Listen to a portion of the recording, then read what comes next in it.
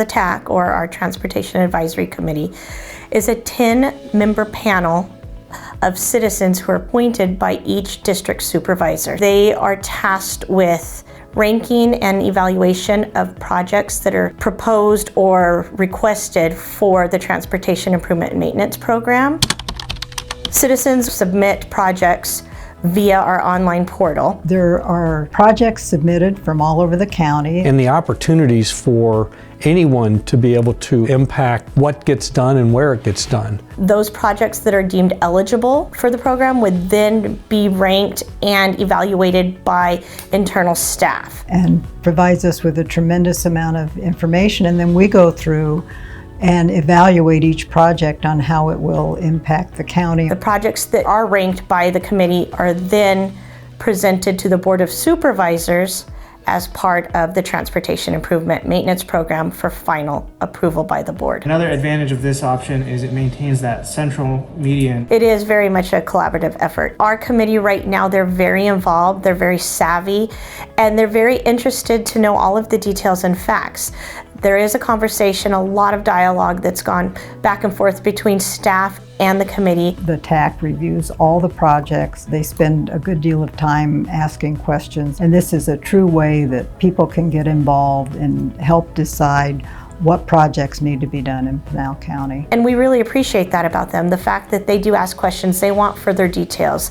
We want to know what the cost saving would be if this road were to be paved versus just continuing maintenance on it. To ensure that when monies are spent, they're spent on the right things for the right reasons and getting good value. We even have a call to the public, and public can come in and speak to a project. That can be very informative. So there is a lot of dialogue that does go back and forth. Do I have a motion? I'll motion to approve. Is there a second? I think the priority of the TAC is to have a positive impact on the lives of the residents in Pinal County from a transportation perspective. The way this committee is structured is we have representatives from each district.